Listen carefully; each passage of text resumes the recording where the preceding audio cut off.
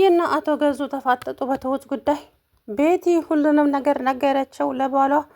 እች ልጅ ሰላይ ናት፣ ስለዚህ ከዚህ ቤት ውስጥ መውጣት አለባት፣ እዚህ ቤት ውስጥ ላያት አልፈልግም አለች። ቆይ ምንድነው ያደረገችው ሲላት፣ በቃ ሰላይ ናት፣ ሁሉንም ነገር ለማጥናት ነው እዚህ ቤት የገባችው እንጂ ለስራ አይደለም፣ የሆነ ኢንፎርሜሽን የምታቀብለው ሰው አለ አለችው ለባሏ። ከዛም ሰውየው ትሁትን ጠራትና አንቺ ይሄ ቤት ህግና ደንብ አለው አላልኩሽም እንዴ? ቆይ አንቺ ለስራ ነው የመጣሽው ወይስ ለስለላ ሲላት፣ አረ በፍጹም የምን ስለላ ነው? እኔ የመጣሁት ለስራ ነው። አይመስለኝም በፍጹም። አንቺ የመጣሽው ወይ ተልኮዋለሽ ወይም ደግሞ የሆነ ነገር አስበሽ ነው እዚህ ቤት ውስጥ የገባሽው። አይደለም፣ እኔ የራሴ የህይወቴ ያስጨነቀኝና ህይወቴ ምስቅልቅሉ የወጣባት ሴት ነኝ። ስለዚህ እኔ የምንም ስለላ የለብኝም። አይ ስለላ ከሌለብሽ ታዲያ ለምንድን ነው ያልተፈቀደልሽ ቦታ የምትሄጂው? ማን ነው ይሄንን በር ክፈቺ ያለሽ? ከዛ በኋላ አይ እኮ እኔ አስቤው አይደለም፣ ግን ደግሞ የሆነ ድምፅ ስሰማ ነው የከፈትኩትኝ አለችው። እዚህ ቤት ውስጥ ህጉ ጠበቅ ያለ ነው፣ በማያገባሽ እንዳትገቢ ብዬ ስንቴ ነበር የተናገርኩት አላት። ይቅርታ አድርጉልኝ እባክዎትን። የምን ይቅርታ? እንዳንቺ ደግሞ ዛሬውኑ መታ የተዳፈረች ሰራተኛ በፍጹም አላየውም አላት። ከዛ በኋላ ትሁቴ ደነገጠች። ከዛ አባዬን እንግዲህ ደውላ አስጠራችሁ ማለት ነው። ትሁቴ ምንድነው የሆንሽው? ምን ገጠመሽ ልጄ? አላባዬ አባዬ እባክን ችግር ውስጥ ገብቻለሁ።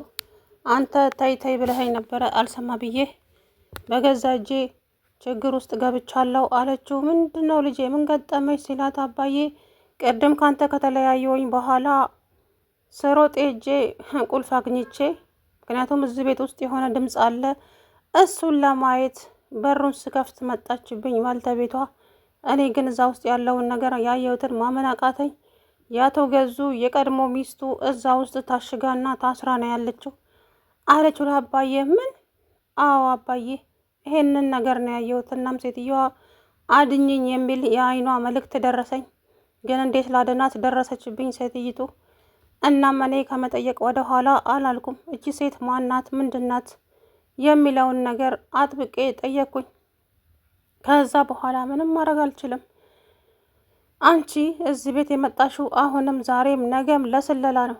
ስለዚህ አሁን ይበቃሻል። ከዚህ ቤት ውስጥ ውልቅ ብለሽ ውጪ፣ አለበለዚያ ግን እስር ቤት እናስገባሻለን አላት።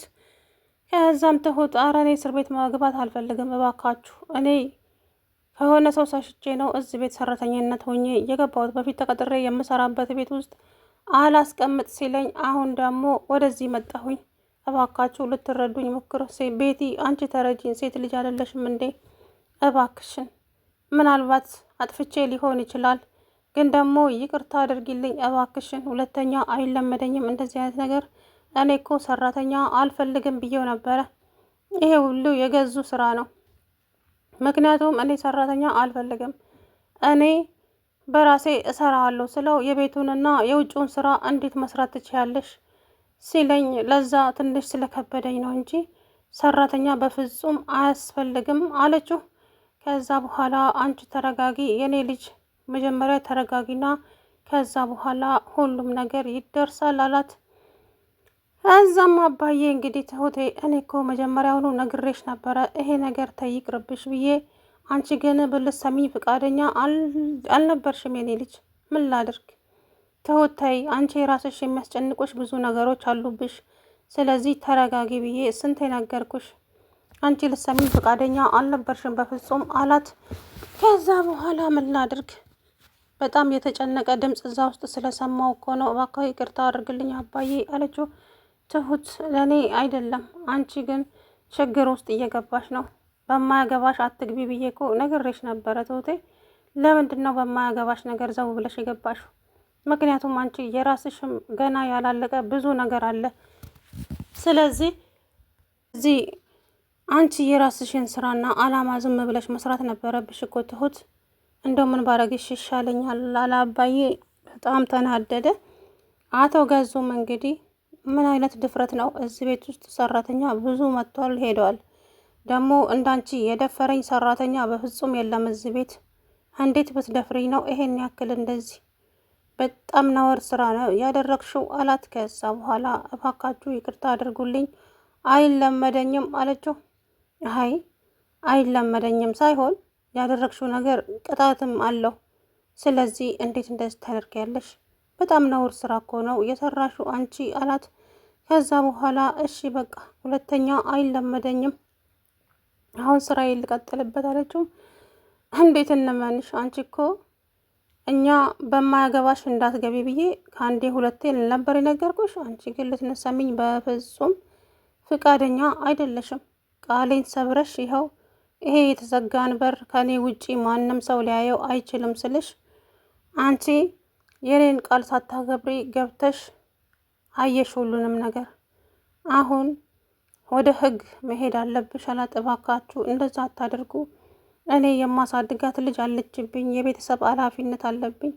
እናም ወደ እስር መሄድ አልፈልግም፣ ግን በቃ ይቅርታ አድርጉልኝ አለች ትሁት። አየሽ በገዛ እጅሽ ያመጣሽው መዘዝ። እስቲ ሰውየው እሺ ካለኝ እለምነዋለሁ፣ ሰውየው ግን የሆነ ድርቅ ያለ ነገር ነው አለ አባዬ። እንግዲህ አባዬ በጣም ተናደዱ በትሁት። ትሁቴ ለምንድን ነው እንደዚህ የምታደርጊው እንዴ? እኔ እኮ ነግሬሽ ነበረ እንደዚህ አታድርጊ ብዬ፣ ለምንድን ነው አላት አባዬ።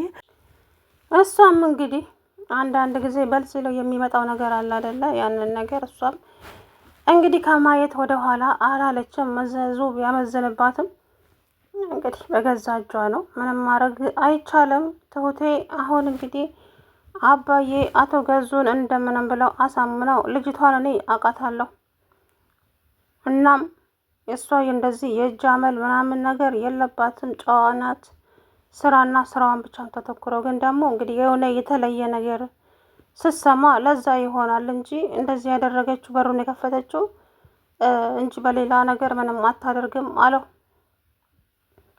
እኔ እኮ ቅድሚያም አስጠንቅቂያታለሁ፣ ይሄ በር ከኔ ውጪ ማንም ሰው እንዳይከፍት፣ ማጽዳትም ካለብኝ እኔ ራሴ ነኝ ገብቼ ማጸዳው ብያታለሁ። ግን ቃሌን አላከበረችም። ስለዚህ ከዚህ በኋላ ምን አይነት እምነት ይኖረኛል ለሷ አለ ሰውየው። ከዛም ኧረ ችግር የለውም እኔ ለሷ ተያዥ ሆንላታለሁ 100%። ልጅቷ የእጅ አመልም ሆነ ምንም የለባትም። ግን በቃ አለ አይደለ አንዳንድ ጊዜ ሳናስበው የምናደርገው ነገር፣ እናም ለዛ ነው አለ ማለት ነው። ከዛ በኋላ እንግዲህ ትሁት በጣም ተጸጸተች። እንደዚህ ማድረግ አልነበረብኝም፣ በእርግጥ ነውር ነው የሰራሁት፣ ግን ደግሞ ምን ላድርግ አላስችል ሲለኝ ነው ብላ እንግዲህ ብዙ ነገር አወራች ማለት ነው። ሰላም ውድና የተከበራችሁ የቻናሌ ቤተሰቦች እንዴት ናችሁ? አለው ደህና ነኝ። እንግዲህ አቶ ገዙ አባዬን ጠርቶ እቤት ድረስ አመጣቸው ማለት ነው። አባዬም ደግሞ ይቅርታ እኔ እናንተ ከዚህ በፊት አንተዋወቅም፣ አዎ አጎቴ ነው ብላኛለች፣ እናም ስለሷ አንዳንድ ነገር ልነግርህ ነው አለው አቶ ገዙ። ምን ነበረ ልጄ ሲለው፣ እቺ ልጅቷ በእርግጥ ጎበዝ ናት በስራዋ፣ ግን ደግሞ በማያገባት ነገር ገብታ የማታየው ነገር አየች፣ ማየት የሌለባትን ነገር ስላየች ለዛ ብዬ ነው አለው። ከዛ ምንድን ነው እሱ ችግሩ?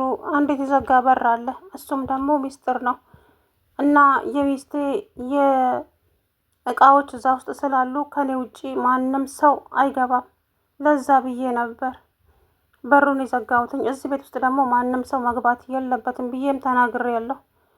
እሷ ግን ሳሰማኝ ቀርታ በፍቃዷ በሩን ከፍታ ገብታ ማየት የሌለባትን ነገር አየች።